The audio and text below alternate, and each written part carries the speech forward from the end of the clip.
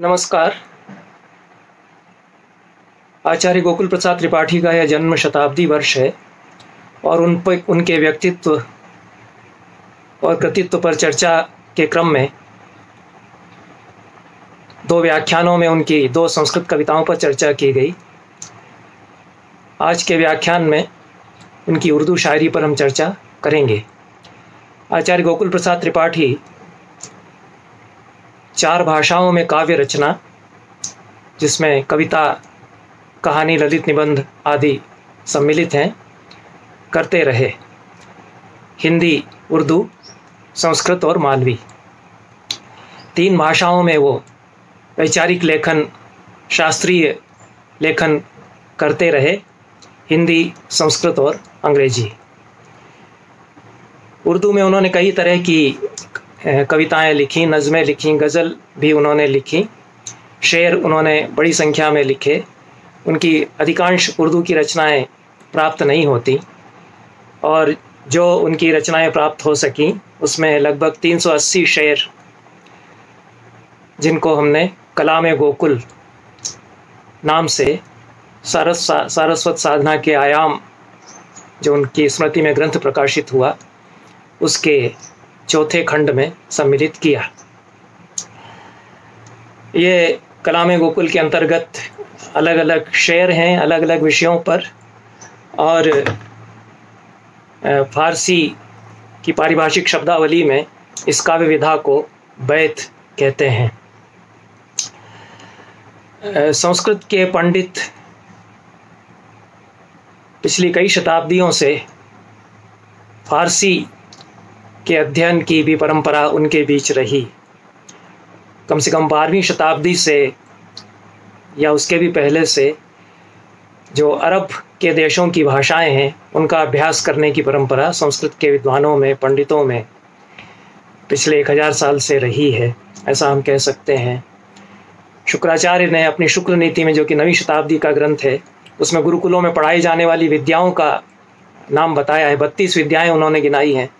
तो उसमें यवन दर्शन भी एक विद्या है जो गुरुकुलों में पढ़ाई जाती थी। यवन दर्शन यदि पढ़ाते हैं तो कुरान शरीफ का अध्ययन करते होंगे, उसनाते अरबी और जो अन्य भाषाएं हैं उनका भी अध्ययन हमारे यहाँ पाठशालाओं में होता होगा। तो यह परंपरा बहुत पुरानी हमारे यहाँ है कि संस्कृत के पंडित, शास्त्रज्ञ दूसरे देशों की भाषाओं को सीखते रहे और उनमें जो ज्ञान विज्ञान है उसका भी अभ्यास वे करते रहे। इस परंपरा को विशेष बल मुगल काल में मिला, खासतौर से 13वीं-14वीं शताब्दी के बाद।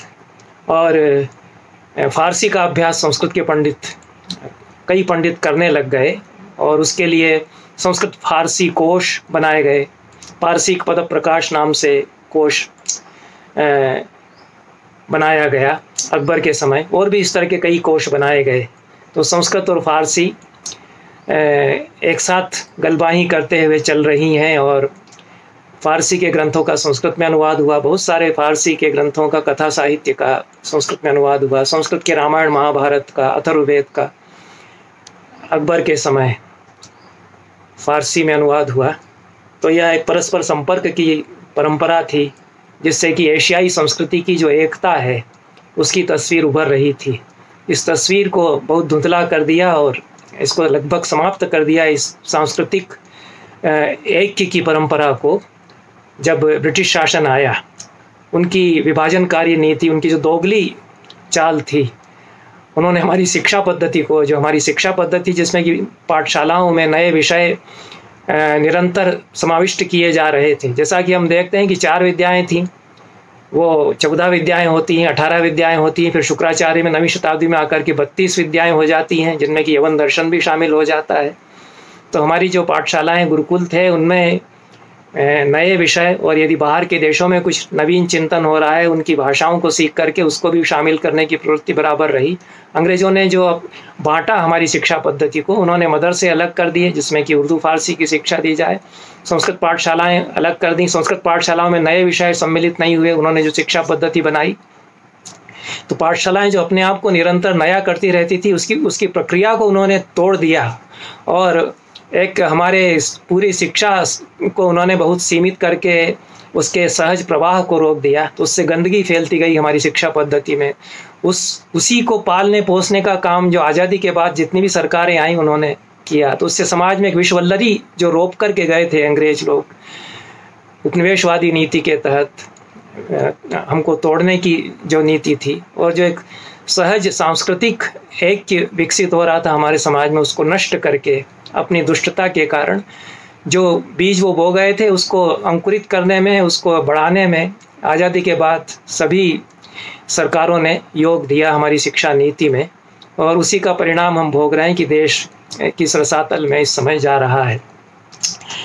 लेकिन संस्कृत के पंडित हमारे पितामह, उनकी पीढ़ी तक, हमारे पिता की पीढ़ी तक उर्दू फारसी जानते थे। आज से 50 साल पहले, 60 साल पहले तक जो पीढ़ी थी उसमें पंडितों की परंपरा वो बनी हुई थी कि वो उर्दू फारसी का भी अभ्यास करते थे, और इसलिए यदि उसमें रचना भी कर रहे हों तो स्वाभाविक था, इतना अच्छा अभ्यास उनको उर्दू और फारसी का होता था।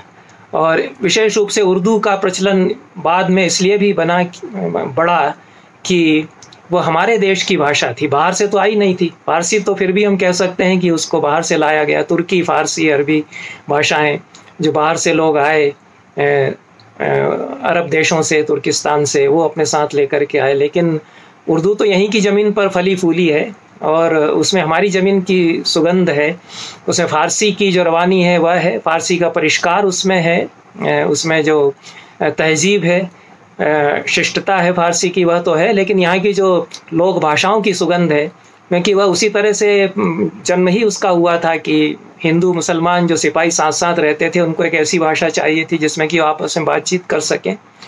तो इसलिए जो वहाँ की अपनी लोक भाषा थी और फ़ारसी के शब्द लेकर के एक ऐसी भाषा विकसित की गई जिसमें कि वो संवाद हो सके। तो उसमें इस देश की धरती की लोक भाषाओं की रसगंध भी थी। तो इसलिए उर्दू की जो विच्छित्ति है, भंगिमाएँ हैं, वो अन्य किसी भारतीय भाषा में उस तरह से नहीं मिलेंगी, क्योंकि उसी तरह से विकसित हुई थी। उसमें जो अदाएँ हैं, विलास है, विच्छित्तियाँ हैं, जो लीलाएँ भाषा की उसमें रची जा सकती हैं, वह अन्यत्र कदाचित संभाव्य नहीं थी, जो उर्दू शायरी में संभव थी।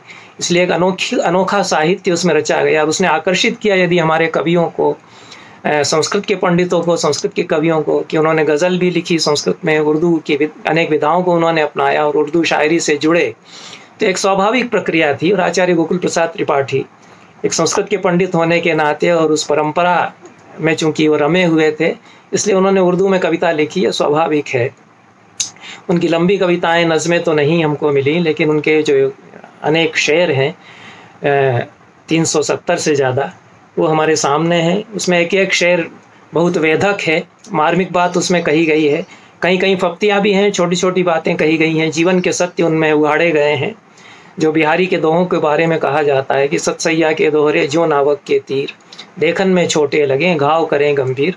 तो बहुत छोटे छोटे उनके शेर हैं, और उसमें वो जीवन और जगत के प्रश्नों से टकराते हैं, समकालीन संसार की विडंबनाओं को परखते हैं, पाखंड को, हमारे समाज में जो दोहरी नीति है, जो द्वैध है हमारे समाज का, उसको वे उगाड़ते हैं। बहुत ही सरल भाषा में, दिल में उतरने वाली शैली में उन्होंने इन शेरों में बातें कही हैं, और काव्यात्मकता भी इनमें है, अलंकार भी इनमें आते हैं, छंद जो उर्दू के हैं वो इसमें अपनाए गए हैं। तो यह खुशी की बात है कि अब जो संस्कृत में एक नई पीढ़ी युवा विद्वानों की आ रही है, उनका ध्यान उर्दू और फारसी की तरफ भी गया है। और उसमें से कुछ युवा पंडित जो कि संस्कृत के बड़े अच्छे पंडित हैं, व्याकरण के अच्छे पंडित हैं, जैसे कि बलराम शुक्ला हैं, वो उर्दू और फारसी के भी बहुत अच्छे मर्मज्ञ हैं। इन भाषाओं के छंदो विधान का उन्होंने अच्छा बारीकी से अध्ययन किया है। तो उन्होंने, डॉक्टर बलराम शुक्ल ने आचार्य गोकुल प्रसाद त्रिपाठी की उर्दू कविता पर अच्छा लेख लिखा है, शोध लेख उन्होंने लिखा है, जिसमें उन्होंने बताया कि 7 तरह के फारसी के छंदों का इन्होंने विशेष रूप से व्यवहार किया है। लेकिन उनके अलावा भी मुझे कुछ छंद उर्दू शायरी में आचार्य त्रिपाठी जी की शायरी में मिले, जो कि संस्कृत के छंदों के कुछ निकट हैं। तो यह भी स्वाभाविक है कि फारसी के कुछ छंद संस्कृत के छंदों के बहुत निकट हैं। फारसी में उन्होंने लिए हैं संस्कृत से छंद, ऐसा नहीं कह सकते। उनके छंदों की बड़ी समृद्ध परंपरा है, उनके छंदस शास्त्र की, उनके अपने छंद हैं। लेकिन जो लय है, भाषा की जो गतियाँ हैं, वो एशिया की लय है एक तरह से। पूरी एशिया की सांस्कृतिक जो लय है और छंद है वो दोनों भाषाओं में है, इसलिए कई छंद संस्कृत के छंदों से मिलते जुलते हो जाते हैं। तो ऐसे भी कुछ छंद उनकी शायरी में मिलते हैं जो कि संस्कृत के छंदों के बहुत करीब हैं। तो कुछ नमूने हम उनकी उर्दू शायरी के यहाँ उनके कलाम से, उनके शेरों से लेते हैं। अनेक उनके शेरों में जो पर्यावरण है देश का, उसको लेकर के और पूरा वैश्विक संदर्भ में उसको लेकर के चिंता उन्होंने प्रकट की है। और यह बड़ी ही ज्वलंत समस्या है इस समय कि किस तरह से प्रकृति से हम दूर होते चले जा रहे हैं। जो कृत्रिमता है सभ्यता की हमारी, उसने हमको जीवन की सहजता से दूर कर दिया है। तो निसर्ग, जो नैसर्गिक सृष्टि है, जो ईश्वर ने बनाई है, उससे हम कितने दूर होते चले जा रहे हैं। यह जो एक अंधी दौड़ है सभ्यता की, और जो बाहरी टीमटाम है, जो चीज़ों को इकट्ठा हम कर रहे हैं और जो सहज जीवन है उससे हम दूर होते चले जा रहे हैं। तो इन सभी भावों को उन्होंने बहुत छोटे से एक शेर में कहा। पूछती है अब की उमड़ी घटा, पूछती है अब की उमड़ी घटा, है पहाड़ी पेड़ तेरे हैं कहाँ। तो ये बहुत अच्छी कल्पना है, लाक्षणिक भाषा इसमें है कि जो बरसात में पहाड़ पर टिक गई है बादल की घटा, वो जैसे चकित होकर के, दुखी होकर के पूछती है कि जो पेड़ ए पहाड़ी तेरे ऊपर थे वो कहाँ गए। तो प्रकृति अफसोस मना रही है कि इंसान ने हमारा क्या हाल कर दिया है, किस तरह से पहाड़ियों पर से पेड़ नदारद होते चले जा रहे हैं। इस बात को उन्होंने अपने शब्दों में कहा है, मार्मिक ढंग से कहा है। और इसके साथ ही एक जो अध्यात्म की चेतना है, जो निसर्ग के निकट आता है आदमी, जो ईश्वर की सृष्टि है, पेड़ पौधे हैं, झरने हैं, पहाड़ हैं, नदियां हैं, तो उनमें वो एक चेतना देखता है, ईश्वर का रूप उनमें देखता है। तो यही अध्यात्म है। तो पाखंड के तहत आप घंटियां बजाते हुए, भजन गाते हुए मूर्तियों की पूजा चाहे जितनी करें, सच्चा अध्यात्म तो वही है जहाँ कि आपको कण कण में ईश्वर दिखाई देता हो। तो अन्यथा बाकी सब पाखंड हो जाता है यदि हमने ईश्वर के दर्शन इस निसर्ग में नहीं किए। तो यह एक गहरी चेतना अध्यात्म की उनकी कविता में व्याप्त है, जिसमें कि वे एक परम चैतन्य की उपस्थिति का अनुभव करते हैं, उससे वे एकाकार होते हुए लगते हैं। तो एक दूसरे शेर में वो कहते हैं, बड़ी गहरी बात इसमें कही गई, जिसको कि भारतीय दर्शन की, वेदांत की समझ है, वह इसको उर्दू शायरी में किस तरह से बयान कर सकता है, यह हम इसमें देखते हैं। शम्स तारे पेड़ पौधे या पहाड़, शम्स तारे पेड़ पौधे या पहाड़, जिस लिए हैं उस लिए ही है वही। शम्स सूरज को कहते हैं। तो सूरज, तारे, पेड़ पौधे, पहाड़, ये जिसके लिए हैं वह खुद भी इन्हीं के लिए है। ये इस तरह से बात को कविता में कह देना, जो कि उपनिषदों में कहा कि तत्सृष्ट्वा तदेव अनुप्राविशत। ईश्वर ने सृष्टि बनाई, फिर उसमें वो रम गया, उसने अपने आप को इस सारी सृष्टि के कण कण में संक्रांत कर दिया, इसी में वह पिरोया हुआ है, इसके अलग वह नहीं है। तो यह जो उपनिषद कहते आ रहे हैं, जो वेदांत बताता आ रहा है कि इस जगत के हर पदार्थ में ईश्वर है, तो ईश्वर के लिए ये हैं और ईश्वर इनके लिए है। ये दोनों एक दूसरे से अंतरवलंबित हैं, एक दूसरे पर टिके हुए हैं। तो इनसे अलग ईश्वर नहीं और ये ईश्वर से अलग नहीं, और इनके लिए ईश्वर और ईश्वर के लिए ये। इस तरह से उन्होंने इस परम तत्व की अनुभूति को बहुत सरल शब्दों में, जो जीवन का परमार्थ है, जो हमारे दर्शन का परमार्थ है, उसको जीवन दर्शन बना करके बहुत सरल शब्दों में उन्होंने ढाला है। और भी इससे कुछ आगे की बात वो कहते हैं एक दूसरे शेर में, वक्त आता है चला जाता है, देखने वाला बना रहता है। तो आप देखते हैं, हम देखते हैं कि कितने सरल शब्द हैं, कितने आसान शब्द हैं, लेकिन जो बहुत गूढ़ सत्य है, जिसको कि आज के फिजिक्स में भी कहते हैं कि ऑब्जर्वर बना रहता है, दृष्टा एक बना रहता है, वेदांत में कहते हैं। तो सब चीज़ें अगर गुम भी हो जाएं तो दृष्टा रहेगा, जो चैतन्य है वो रहेगा, जो कि सब ओर देखता है। तो दृश्य जो है दृष्टा में विलीन हो जाता है, केवल दृष्टा ही शेष रहता है। तो दृष्टा और दृश्य में अंतर नहीं रह जाता है, जो दृष्टा है वही दृश्य है, जो दृश्य है वही दृष्टा है। तो केवल एक बनता है, यह जो अद्वैत केवल एक बचता है। यह जो अद्वैत की अनुभूति है, इसको बहुत ही बोलचाल की भाषा में इस तरह से कह देना, ये एक कविता की सिद्धि है।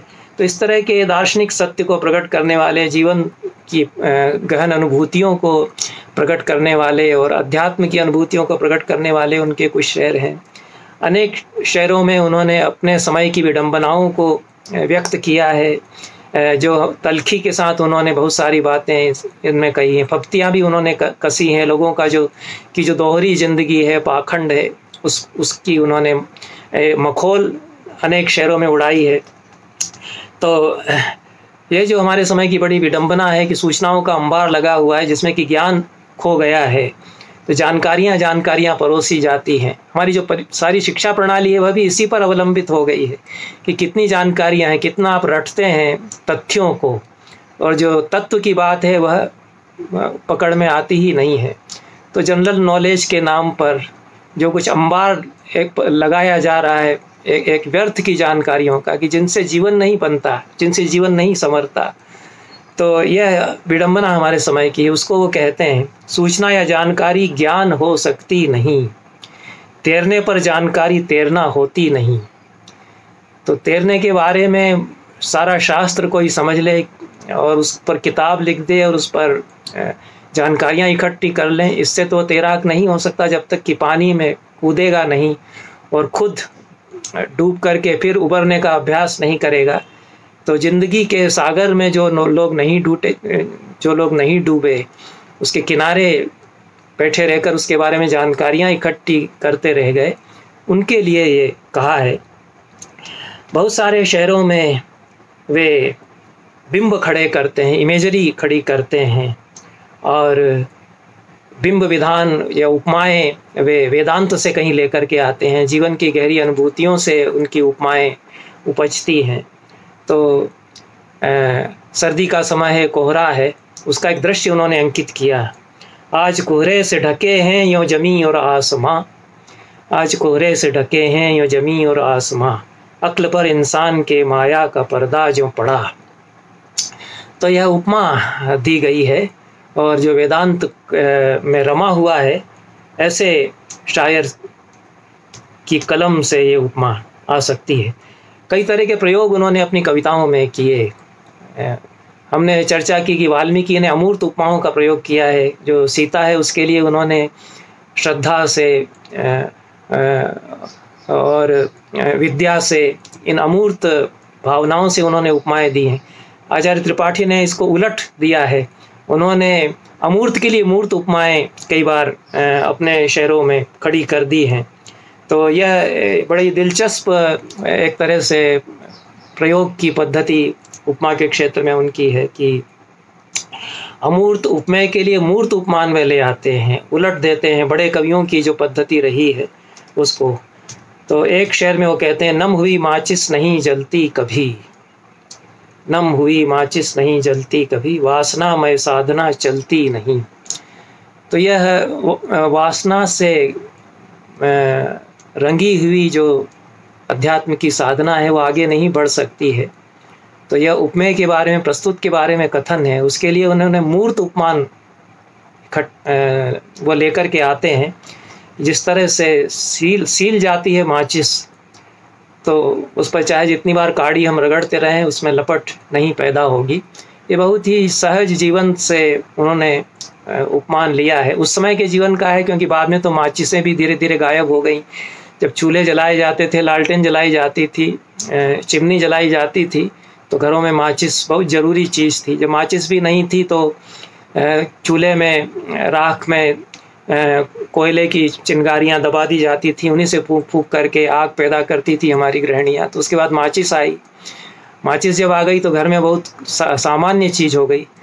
तो उससे उन्होंने उपमा दी है कि नम हो गई सील गई माचिस से जिस तरह से आग नहीं पैदा हो सकती, उस तरह से जो वासना की सीलन अगर चित्त में भर गई है तो अध्यात्म की साधना नहीं हो सकती। ये कवि अपने भीतर झांकता हुआ कहता है।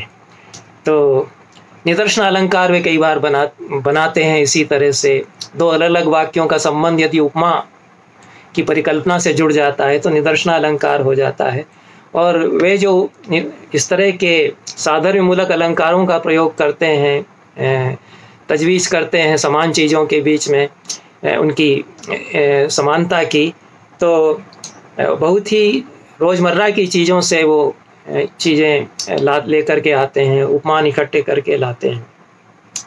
तो चाय छन्नी छान देती चाय को, अक्ल अच्छी छानती है राय को, ये उन्होंने कहा। तो यह भी रोज़मर्रा में काम में आने वाली चीज़ है। चाय की छन्नी है, उससे चाय जिस तरह से छनती है उस तरह से अच्छे परामर्श से, अच्छी सलाह से अक्ल छनती है। परंपरा तो यह वेदों की है। वेदों में कहा है हमारे ऋषियों ने कि सब तुम्हें तितौना पुरंतो यत्र धीरा मनसा वाच मकृत।